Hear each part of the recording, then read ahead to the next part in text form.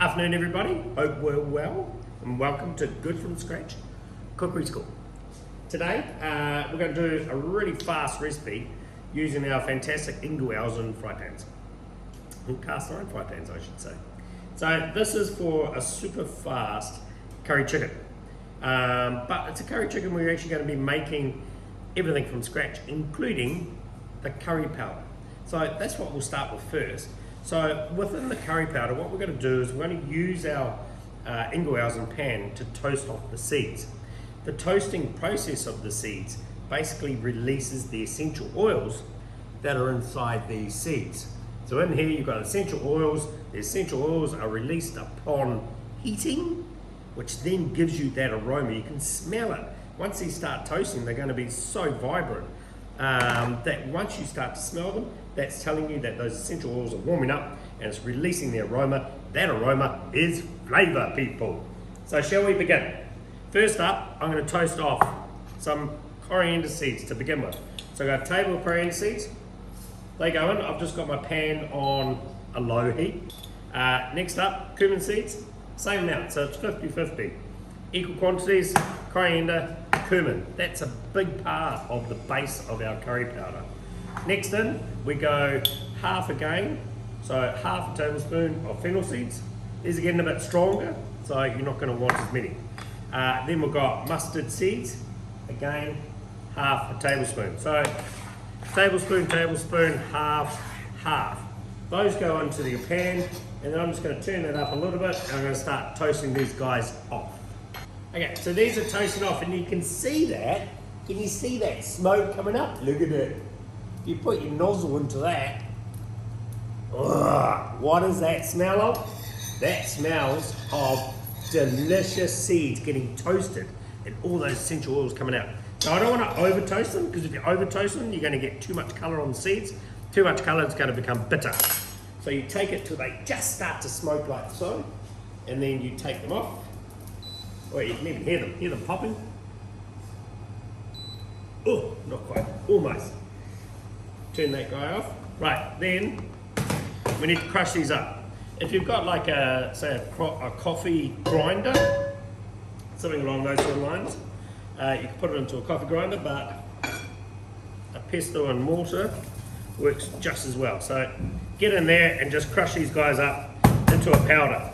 So those have ground down. It's still reasonably coarse. If you don't want a coarse curry powder, just keep going. Just keep crushing until that's super fine. But I think that is super for what we're doing today. So into here, to finish our curry powder, we're going to go some garam masala. So I've got a tablespoon of garam masala that goes in. Garam masala is actually a combination of spices. So that goes in, and then finally, just to give us our color, I've got some ground turmeric. And that's your base. That's your base done. From there, you could add to that whatever you wish.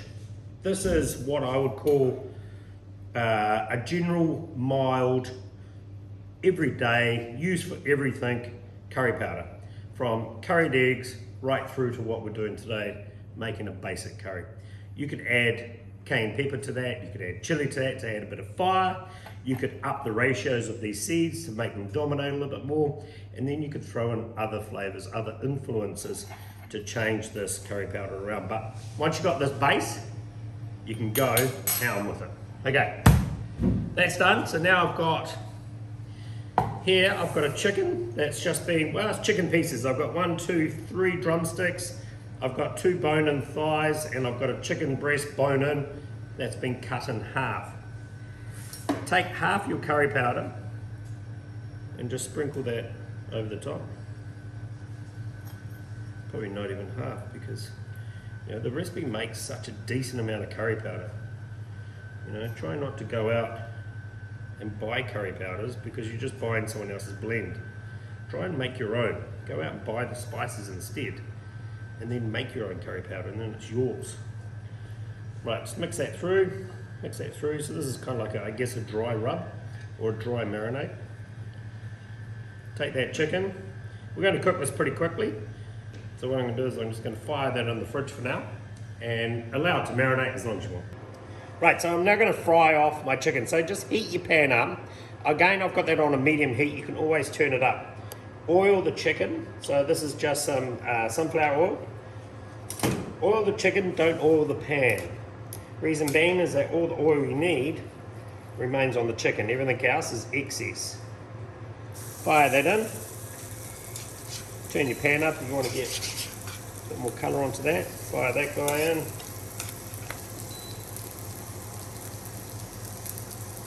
Lovely.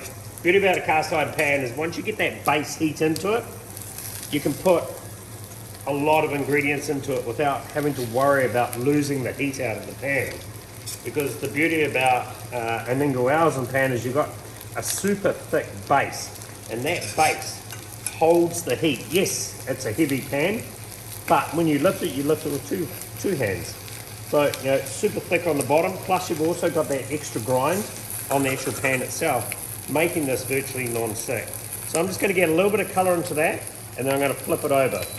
Super. So chicken is fried off. I'm resisting the temptation to turn it, okay? Because if you go to turn it, A, potentially it could stick, but B, what you want is you want colour. So now I'm going to turn this over.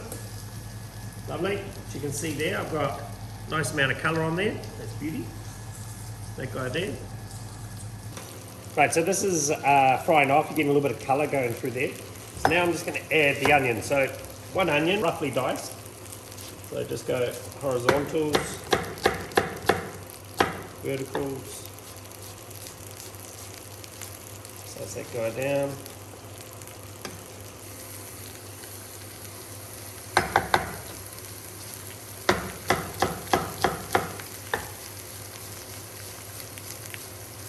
So the idea of this curry is that it is all done in the one pan. So you're not having to muck around too much. So you could easily do this anywhere. You know, you could do this cooking over fire. You could do this cooking on a barbecue, camping. You know, it is what we call a one pot wonder. Now I've got some garlic there. The garlic's optional. You can leave the garlic out if you want, but I think it's quite delicious. Pop that in. Lovely. Garlic goes in. Just use a spoon to get a little mix around. If you feel it's drying out a little bit, you can just add just a touch of oil just to get that onion sauteing. And then we just continue to saute this onion. Sauteing of onions, super important, because the sauteing process brings out the sweetness of those onions and also the sweetness of the garlic. So you've got your curry chicken, that's been sauteed off, a little bit of colour on the outside, added in our onion, added in our couple of cloves of garlic. That's been sauteing now for a couple of minutes. So for that, I've just got 1 can of whole peeled tomatoes that I've just diced up, or roughly chopped up. 1 can whole peeled tomatoes. And I've got 200 mils of vegetable stock or chicken stock. Honestly, this is just 200 mils of water, and I've just added half a cube of chicken stock. Add that in, delish. That could almost potentially just be water if you want to leave that out. But I find, you know, that stock just gives it a little bit of background. Drop that in. At this point, that is all the flavour that's going in here for now. You could add some cardamom pods if you want. You could add some curry leaves if you want. It's entirely up to you. This is the base model. So give that a saute, and now that's ready to go in the oven. The oven's on 180. So just take your pan, fire it into the oven, and all we're looking for is for that chicken to be cooked. So because these pieces are quite small, at 180, this is going to take 35 minutes to cook. And I know after that time the chicken's going to be cooked through, and then we can finish it. If you don't want to cook it in the oven, you want to cook it on top, what you can do is just loosely cover that in some tin foil, just to maintain. It's like putting a lid onto it. Cook it for half the period, so 15 minutes for instance, with the lid on. That does all the cooking process. Then take the lid off, and then allow it to reduce down. And that concentrates the flavours and also brings down the juice, so that when we serve the chicken, we've only got a little bit of juice, but it's packed full of flavour. Okay, in she goes. Look at that. Bubbling inferno of delicious chicken curry. So it's reasonably simple, I think, and reasonably fast. You've got your chicken with the curry powder that we made, with the tomatoes and the onions and the garlic, and a little bit of stock. Fired that in the oven, cooked it for 30 minutes. And the beauty about cooking it in a cast iron pan is you can actually serve it in that cast iron pan as well, because it doesn't matter if people take a few minutes to get to the table, because the pan is going to keep that curry lovely and warm. So all we need to do now is just finish this. So I've got some fresh mint here. So I'm just going to go some fresh mint leaves over the top.